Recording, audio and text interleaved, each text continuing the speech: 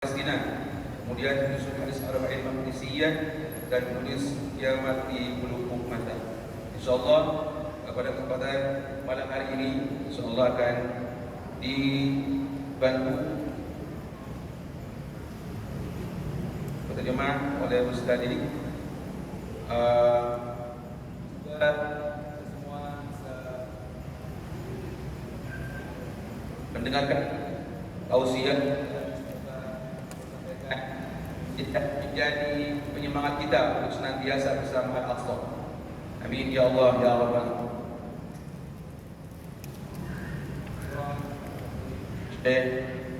Profesor Dr. Musa Nasar Fahmi.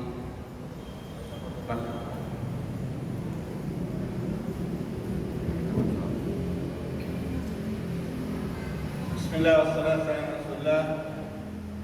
الحمد لله نحمده ونستعينه ونستهديه ونعوذ بالله من شرور انفسنا ومن سيئات اعمالنا من يهده الله فلا مضل له ومن يضلل فلن تجد له وليا مرشدا واشهد ان قائدنا وحبيبنا وقدوتنا محمد عبد الله.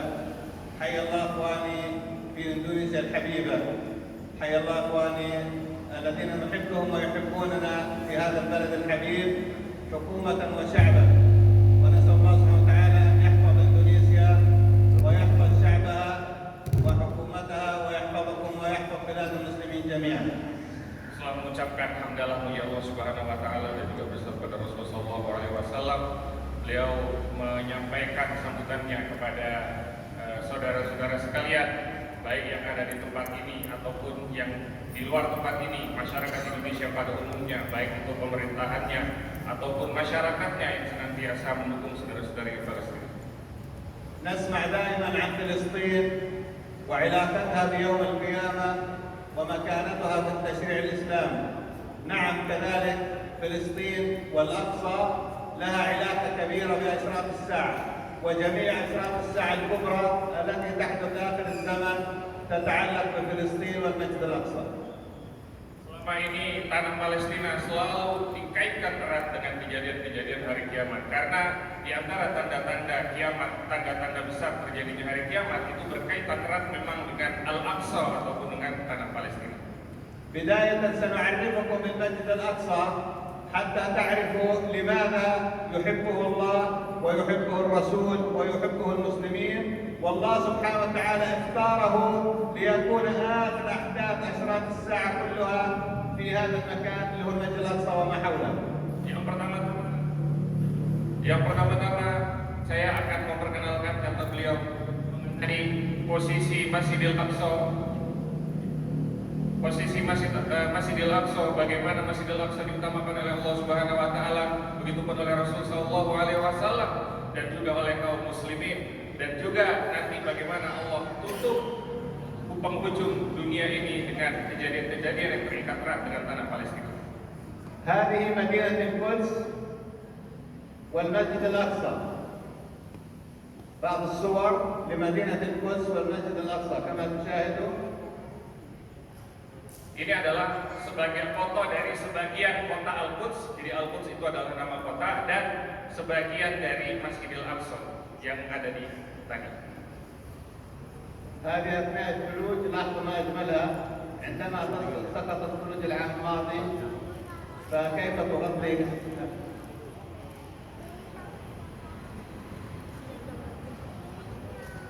هذا المسجد الأقصى، كل الذي داخل السور هذا يعتبر مسجد أقصى. كل الرسم اللي ترونها جبل بيت المقدس.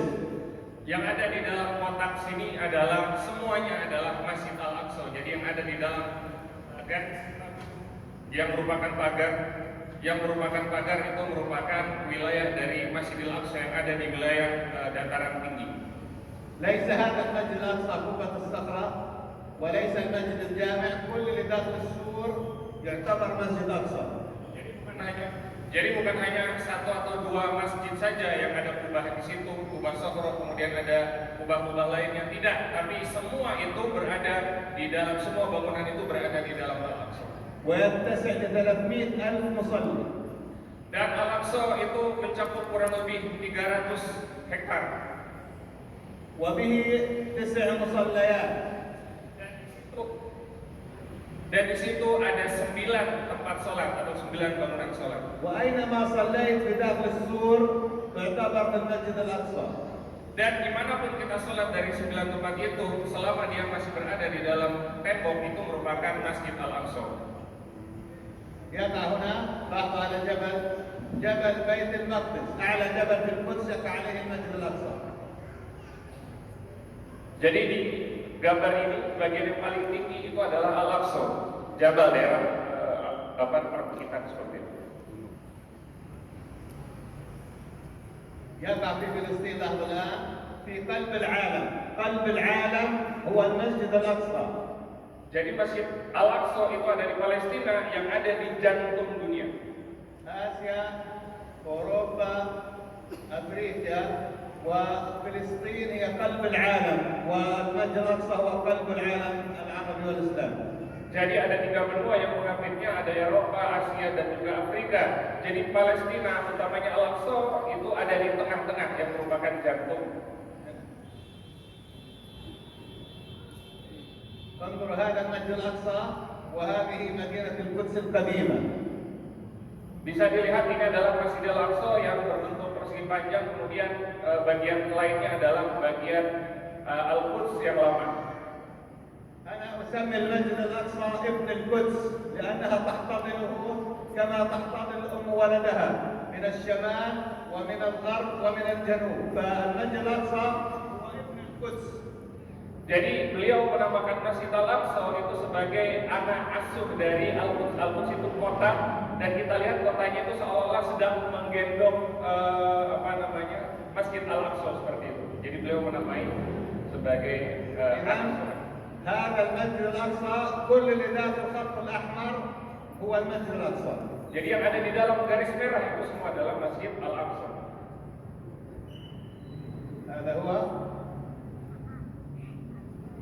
هذا كل الخط الأحمر داخله هو المسجد الأقصى. Jadi ini masjid yang merupakan garis merah, semua bagian di dalamnya adalah Masjid Al-Aqsa. وهذه القبة قبة صخرة بيت المقدس التي عرج منها الرسول صلى الله عليه محمد إلى السماء. Dan ini yang kubah emas itu merupakan kubah Sakhar, di mana disitulah Rasulullah SAW naik Isra Mi'raj ke langit. وهنا صلى الأنبياء في داخل هذا المسجد، صلى الأنبياء جميعا وأما بهم محمد صلى الله على محمد. Dan di dalam garis merah inilah Rasulullah SAW sholat mengimami seluruh para nabi dan rasul. أول صلاة صليت على الأرض بعد أن فرضت في السماء صليت هنا في المسجد الأقصى. Dan sholat pertama yang diwajibkan setelah turun dari langit, karena diwajibkan sholat 5 waktu, itu disolati di atas Masjid Al-Aqsa. وشد الرحال للمسجد الأقصى. Dan juga Rasul menerangkan bolehnya untuk memaksakan bepergian itu juga ke Masjid Al-Aqsa. عرفتم لماذا نحب الأقصى ويحبه الله ورسوله؟ Apakah sudah paham mengapa Allah Subhanahu wa taala mencintai Al-Aqsa dan juga dicintai oleh Rasul sallallahu alaihi wasallam? الصلاة في المسجد الأقصى ب1000 صلاة. Salat di Masjid Al-Aqsa itu senilai dengan 1000 kali salat. صلاتك في بيتك 7 شهور تعادل صلاة واحدة في الأقصى. Salat jamaah semua di rumah masing-masing 7 bulan itu hanya menyamai salat 1 kali, sekali saja di Masjid Al-Aqsa. من الذي بنى المسجد الأقصى؟ Siapakah yang bangun Masjid Al-Aqsa? بناه آدم عليه السلام بعد 40 سنة من بناء المسجد الحرام. Dibangun oleh Nabi Adam alaihissalam 40 tahun setelah pembangunan Masjidil Haram.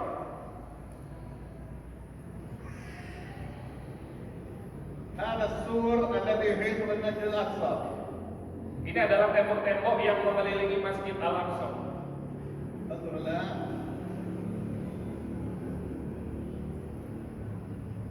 هذا سور الأقصى.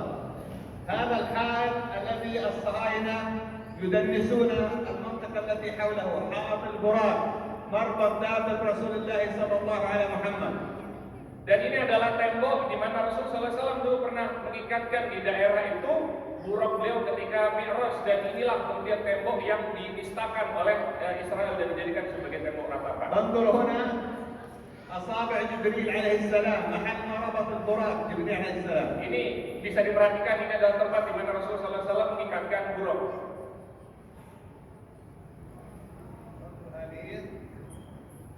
مربط البراق. الحديث انظر الآن، لما انتهينا إلى مسجد قال اصبعي جبريل تصبعي، ترك الجدار وربط البراق كما تشاهدون. Jadi pada saat sampai di sini kemudian Rasulullah SAW itu mengikatkan burak di tempat ini. هذه أبواب المسجد الأقصى والمصليات. هنا هذه الصخرة التي تشاهدونها، انظر هذه الصخرة من فوقها عرج محمد صلى الله عليه وسلم إلى السماء. Dan kita perhatikan batu ini adalah batu yang berada di bawah basokro tadi. Dari sinilah kemudian Rasulullah SAW naik ke atas langit. وفوقها كان المحراب التي عاشت فيه مريم عليه السلام وابنها عيسى. Dan di atasnya ini adalah mihrab di mana Maryam dalam kisah dalam surat Maryam itu hidup di situ. كلما دخل عليها زكريا المحراب وجد عندها رزقا قال يا مريم أنى لك هذا قالت هو من عند الله إن الله يرزق من يشاء بغير حساب. هنا كانت مريم وابنها عيسى عليه السلام.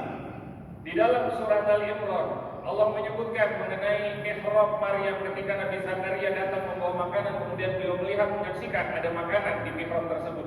Maka inilah mihrab tempat Maryam pada saat itu beriktikaf. وتحت هذه الصخرة هنا كان أصحاب الكهف والرقيم. Dan di bawah batu itu adalah tempat Ashabul Kahfi yang disebutkan dalam Al-Quran. هنا كان أصحاب الكهف تحت صخرة بيت المقدس. Inilah di tempat inilah kemudian Ashabul Kahfi tertidur. هل نتركها للصهاينة؟ Apakah kita mau meninggalkan semua ini kepada Zionis? هل تقبلون أن يدنس الصهاينة؟ Apakah kita akan terima bahwa Zionis akan menistakan tempat-tempat ini? من يقبل ذلك؟ عيب على هذه الأمة، 2 مليار مسلم يترك هذه المناطق للصهاينة. Aib bagi kaum muslimin 2 miliar tapi meninggalkan tempat ini untuk segelintir kalangan Zionis. الصهاينة يدنسون هذه المناطق بأرجلهم القذرة. Orang-orang Zionis telah begitu lama menistakan dan menghinakan tempat-tempat suci di Al-Aqsa. تكبير Takbir. خيبر خيبر يا يهود، جيش محمد سوف يعود. Jaish Muhammad sawfa ya'ud. خيبر خيبر يا يهود، Khaybar Khaybar ya Yahud. جيش محمد سوف يعود. جيش محمد. أتعرفون لماذا تدفع غزة الثمن الآن؟ لماذا يقاتلون غزة؟ لأنها تريد أن تحرر المسجد الأقصى.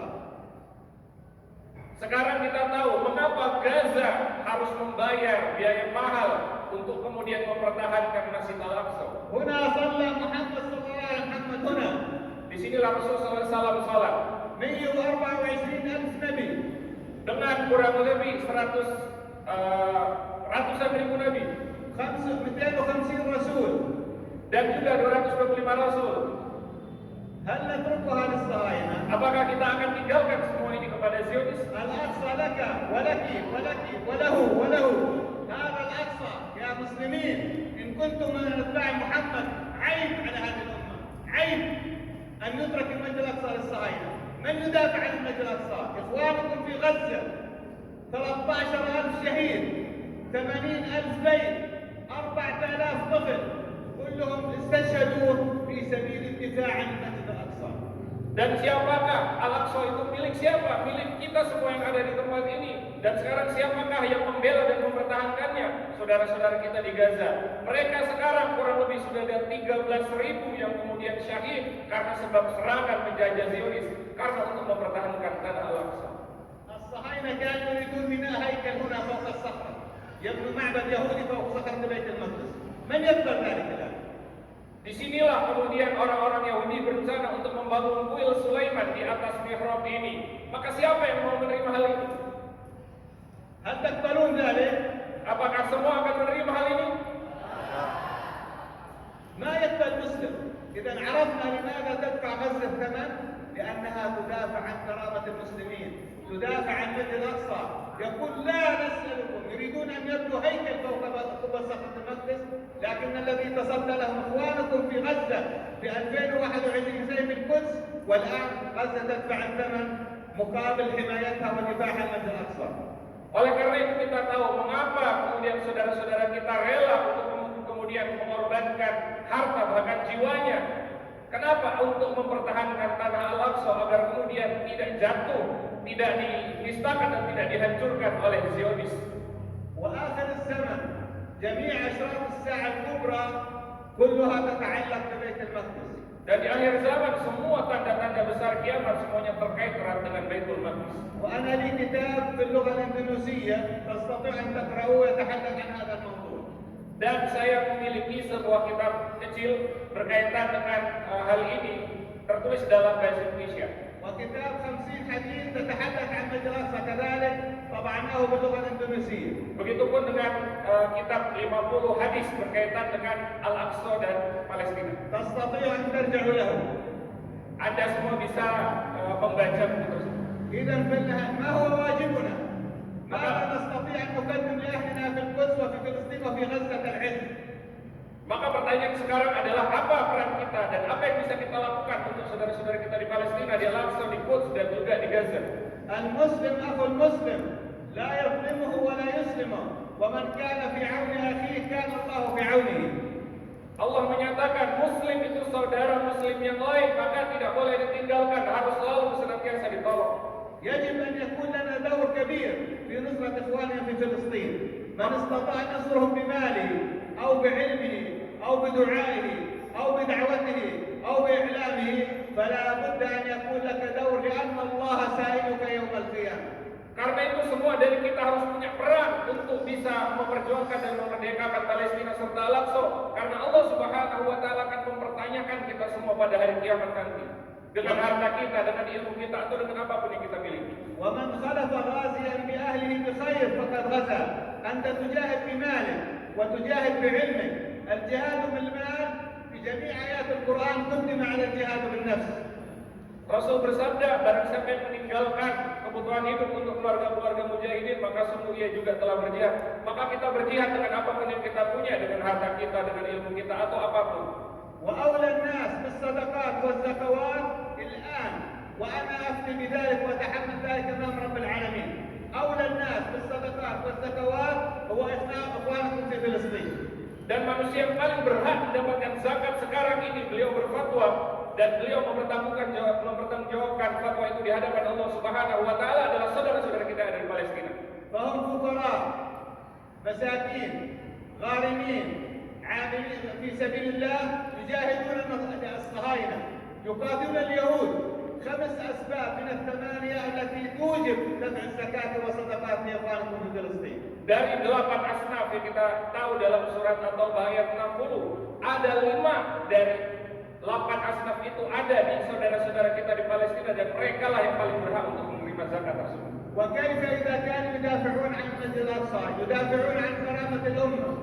Lebih-lebih lagi bagaimana dengan apabila mereka mempertahankan kehormatan dan kemuliaan Masjid Al-Aqsa, mereka mempertahankan kehormatan umat Islam, maka mereka jauh lebih berhak lagi untuk menerima. لأن مستقبلنا يا إخواني يا أخواتي مستقبلنا كمسلمين مرتبط في المسجد الأقصى. Karena masa depan kita, wahai saudara dan saudari semua, kita semua terikat dengan Masjid Al-Aqsa. عيسى عليه السلام عندما ينزل بأمر الله يحكم في الأقصى 40 سنة. Nabi Isa alaihissalam ketika turun dari sisi Allah Subhanahu wa taala, beliau mengatur urusan orang-orang beriman itu di Al-Aqsa 40 tahun. ويأجوج ومأجوج يخرج من الشرق ويقتل في فلسطين.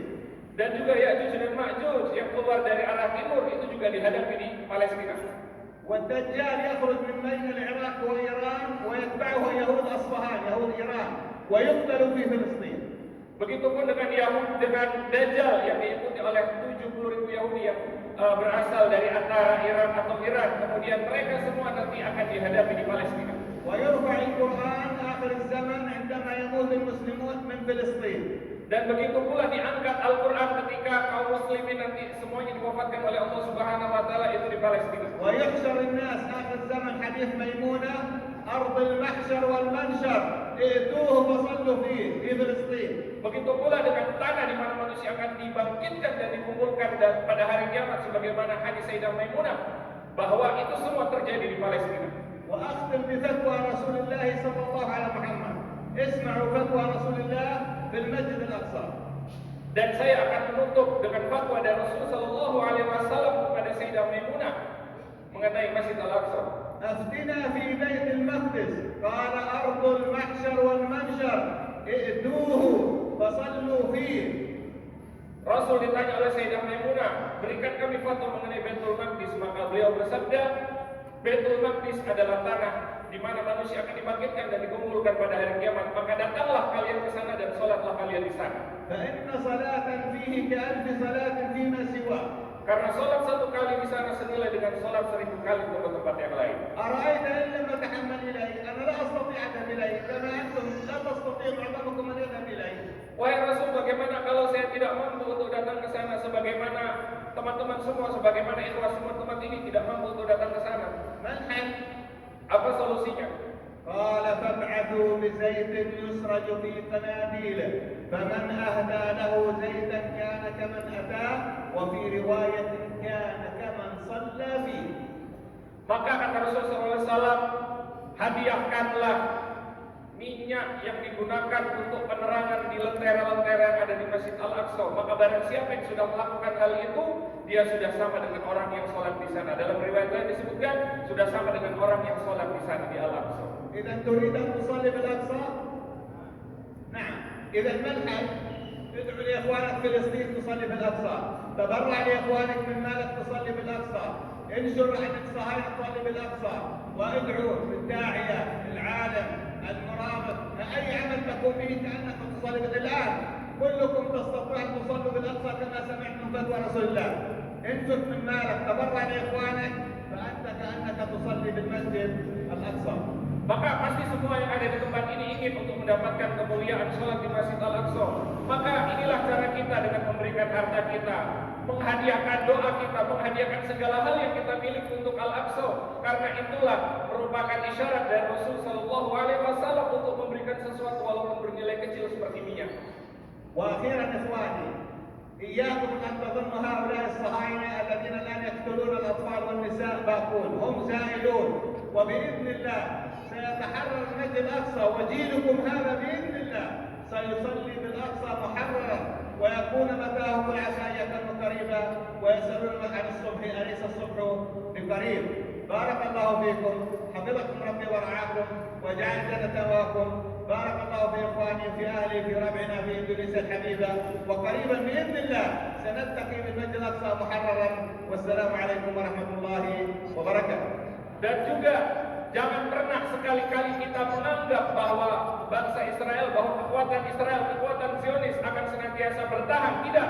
Kekuatan mereka pasti akan segera hancur. Kekuatan mereka akan segera sirna dan dikalahkan oleh saudara-saudara kita.